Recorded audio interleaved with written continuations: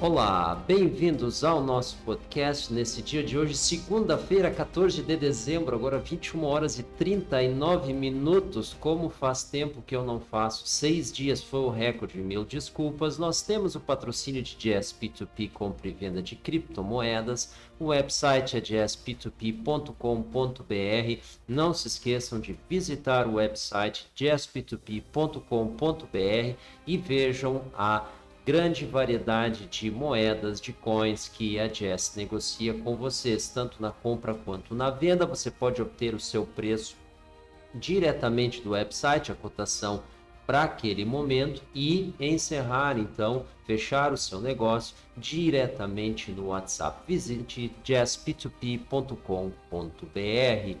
O tema do nosso podcast hoje, o título do nosso podcast hoje é Mi Parolas Esperando, né? Que é um trocadilho em cima de Mi Parolas Esperanto, que é eu falo Esperanto em Esperanto. O que é isso? É uma língua que surgiu aí, não sei quando, mas que eu tomei conhecimento ali início dos anos 90, quando ainda, evidentemente, muito pequeno, estava aí no colégio, isso aí foi nos mostrado em aula. Então essa única frase, que era uma língua que vinha sendo montada para que fosse aí, depois, anos depois, me explicaram também um pouco mais, é uma espécie de segunda camada para que as pessoas conversem entre si em Esperanto para que a língua comum, então, para trocar informações. Essa é a ideia, seria uma língua comum, talvez na Europa, não sei, mas essa aí foi a ideia.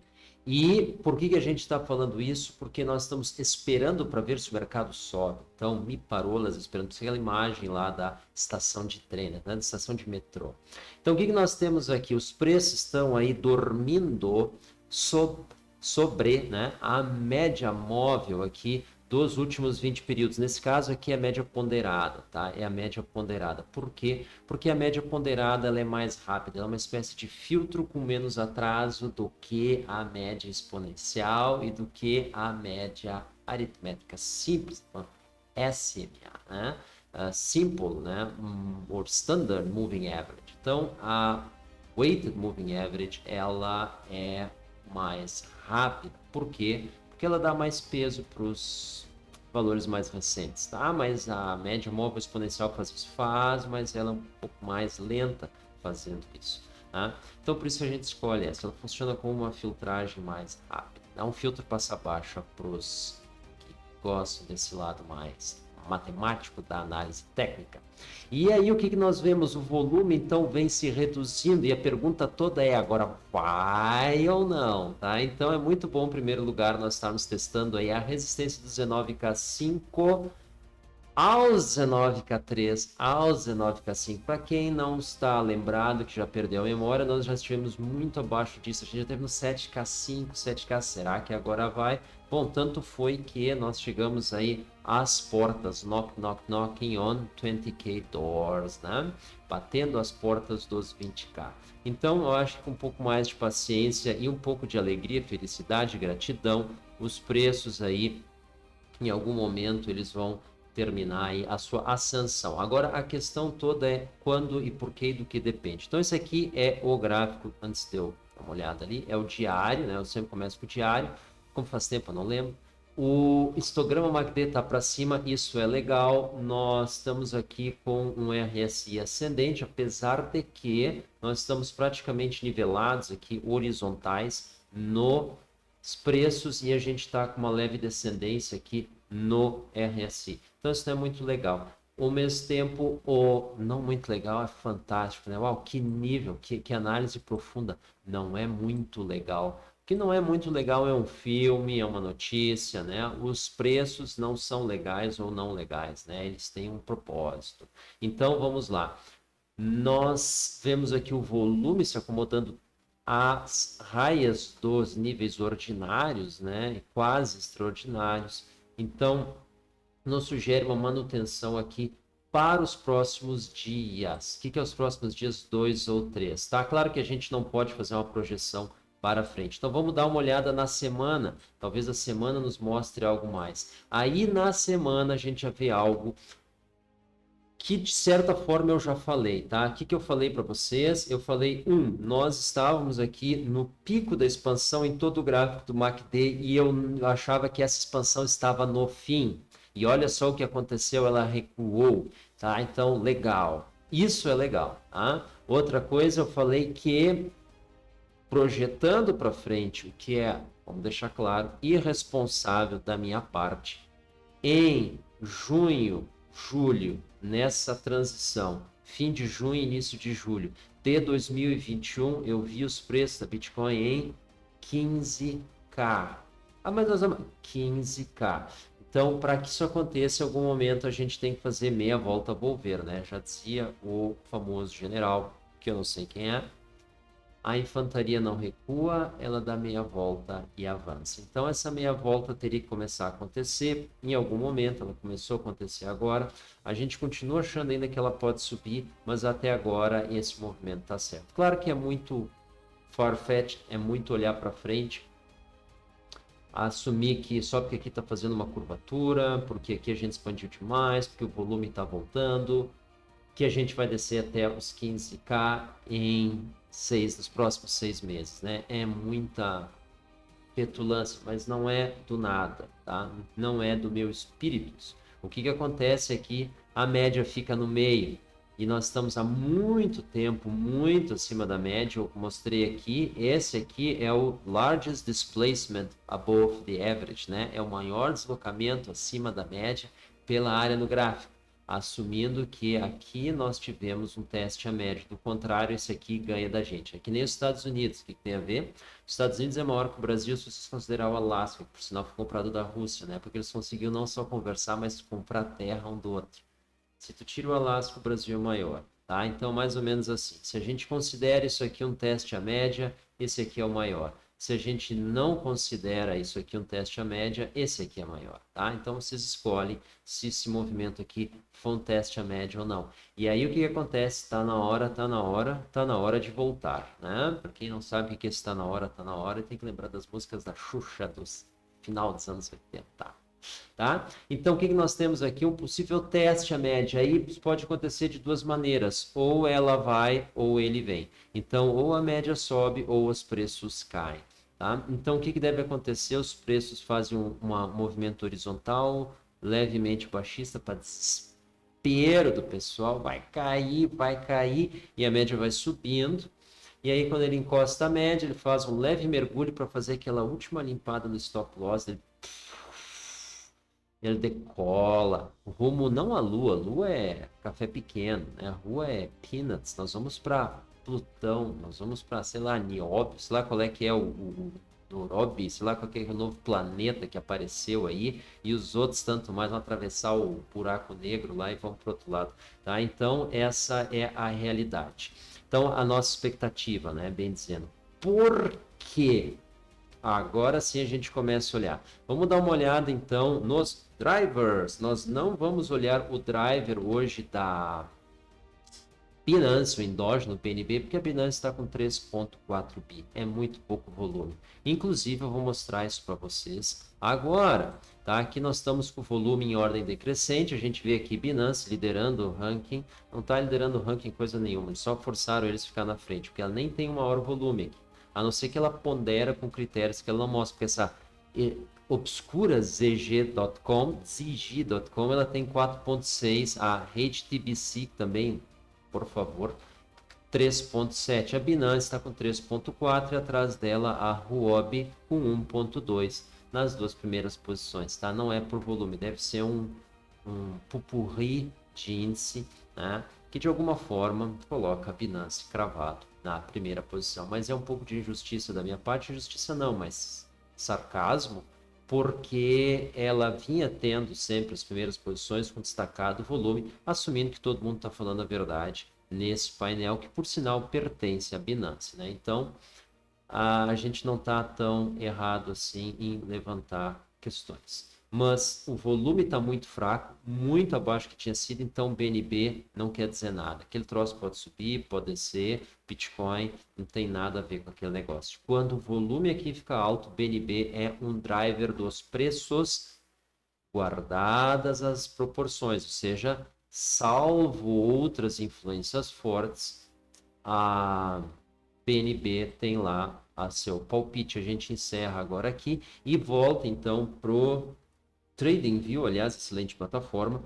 Vamos dar uma olhada aqui no SPX. O SPX é interessante, né? Por que o SPX é interessante? Porque é ali que está o dinheiro, tá? Perguntaram, por que tu rouba bancos? O cara falou, porque é ali que está o dinheiro. Então agora vamos com a tela inteira aqui, vamos dar uma olhada aqui no gráfico. O que nós temos aqui?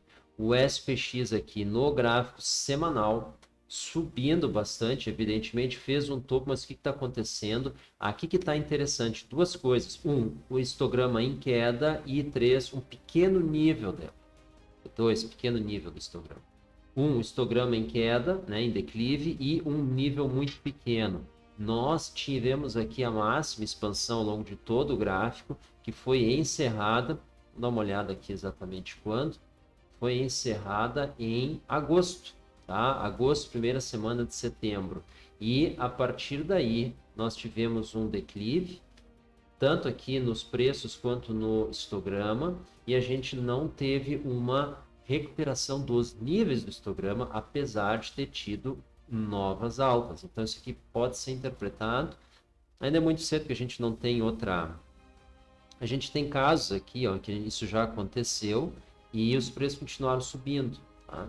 Então, é uma divergência entre o histograma do MACD e os preços, porém, ela não é necessariamente determinante de que vai ocorrer uma reversão, ainda mais se tratando no SP500, que é proibido cair, né? Porque se cai, vende tudo, compra esse negócio, faz ele subir, né? Então, outro ponto interessante é que o RSI não está renovando topos, tá? A gente teve o pico do RSI aqui um pouco antes da queda, apesar de ter um baixo nível de MACD estranhíssimo, isso é algo bastante artificial. Isso parece o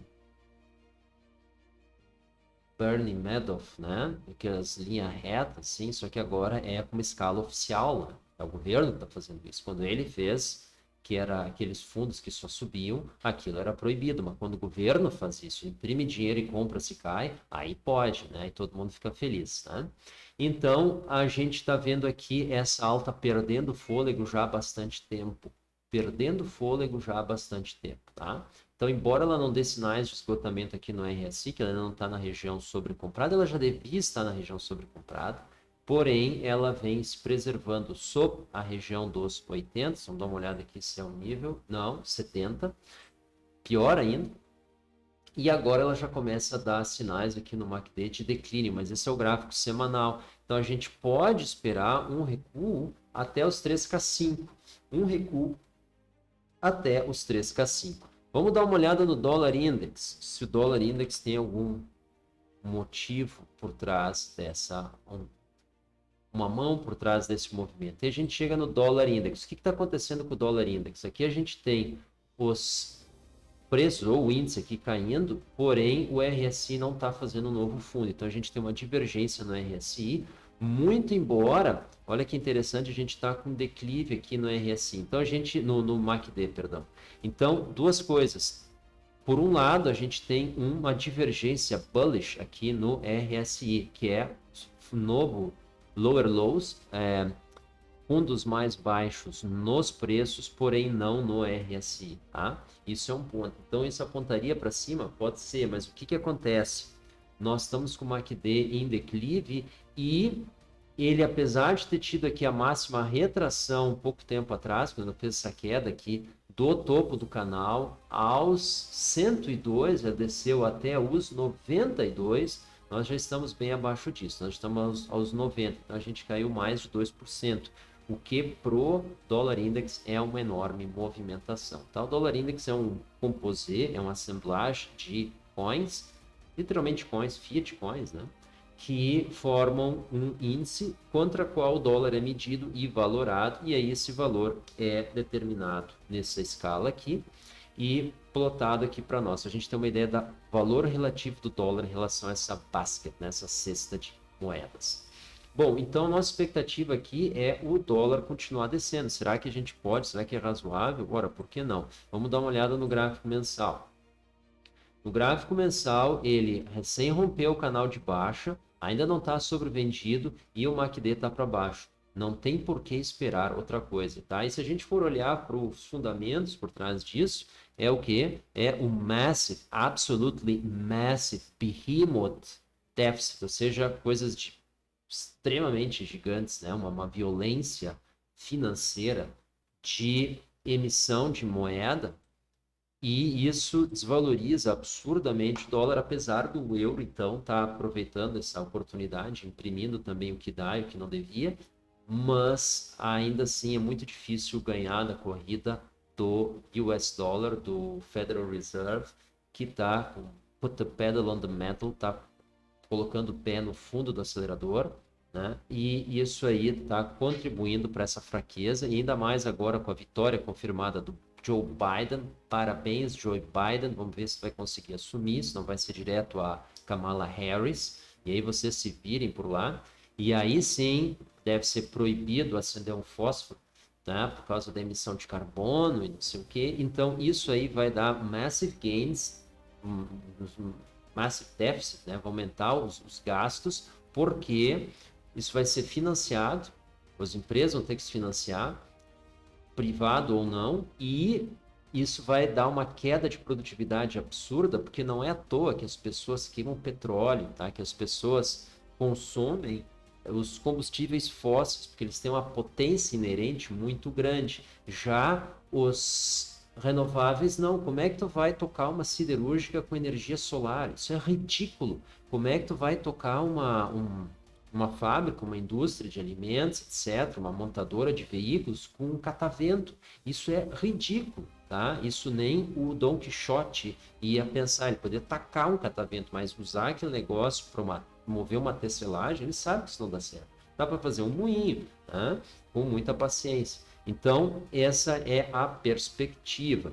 Eu estou me alongando um pouco, faz tempo que eu não falo, daí a gente compensa isso, né? Claro que não, né? Amanhã eu vou fazer um outro, eu espero, e a gente conversa um pouco mais, um pouco melhor. Então, aqui a perspectiva é o dólar index cair, e isso é bullish para as criptos, porém, nessa queda recente, as criptos ainda não se mexeram, nem para cima, nem para baixo. Então, provavelmente esperando uma definição aqui. Agora, a hora que nós quebrar os 90 para baixo, a gente deve ter um jump nas criptos, rompendo os 20k, e no gold, no ouro, rompendo os 2k. Isso seria muito interessante. E aí, por fim, nós vamos mostrar aqui o euro-dólar, que é o driver por trás do dólar index, tá? Aqui eu aprendi aqui como faz uma reta, gostem dela ou não, nós rompemos aqui o que nós rompemos? A downtrend, né? Nós rompemos aqui a downtrend. Então tá muito legal isso, tá? Tá muito legal. Aqui a gente tem um MACD para cima, a gente tem aqui praticamente um novo topo aqui no RSI e a gente tem um novo topo aqui no euro-dólar. Então esse negócio deve continuar subindo. Até onde? Bom, sabe-se lá, mas ele está apontando para cima. E o euro-dólar subindo quer dizer que dólar index para baixo. E dólar index para baixo, nós estamos já à casa dos 80, dos 90, né? Perdendo o nível dos 90, estando 8 alguma coisa, 80 alguma coisa, aí sim a gente acha que isso psicologicamente vai motivar os players a aumentar a fuga do dólar e entrar na Bitcoin. O ouro talvez apanhe um pouco, vamos ver se o aumento nos yields dos Estados Unidos, os 10-year yield, 10-year bond yield, né, o rendimento do título de dívida de 10 anos emitido pelo Tesouro Americano, não tire a competitividade do ouro. A Bitcoin talvez atrase um pouco, mas a nossa perspectiva, minha, é que com uma desvalorização adicional do dólar, isso cria um rout, ou seja, o dinheiro sai e aí ele começa a entrar nessas commodities. Não vai sair muito, mas deve entrar bastante no ouro e na Bitcoin, referente à sua capitalização de mercado, que é pequena. A capitalização do ouro, se não me engano, é maior que a da Bitcoin. E ambas são muito pequenas em relação ao bond market. mercado de dívida, mercado de treasury bonds, stock market são muito maiores, então isso deve pequeno trem, né, com pequena fuga de capital entrando nessas duas classes deve trazer uma boa movimentação, bom upside no preço, tá? Para onde é que vai? Eu não sei, mas é suficiente romper os 20k na Bitcoin, é suficiente romper os 2k no ouro. Pessoal, muito obrigado pela atenção. Desculpas mais uma vez pela ausência e muita atenção no mercado. Nós estamos bullish, apesar de isoladamente o gráfico da Bitcoin dizer, não vou subir. Nós achamos que o conjunto dos cenários que envolvem a dinâmica dos fluxos financeiros é favorável a uma elevação dos ativos de qualidade denominados em dólar, quais sejam as commodities, em especial o ouro e, claro, a Bitcoin. Uma que é o passado e a outra que é o futuro. Agora, isso não quer dizer que o ouro não tem lugar no futuro. A Bitcoin ainda tem que se provar. O ouro já cansou de fazer isso e há centenas de anos não precisa mais fazer isso. Tá? O ouro se vende sozinho. A Bitcoin tu tem que explicar. Pessoal, muito obrigado. Boa noite. Tchau.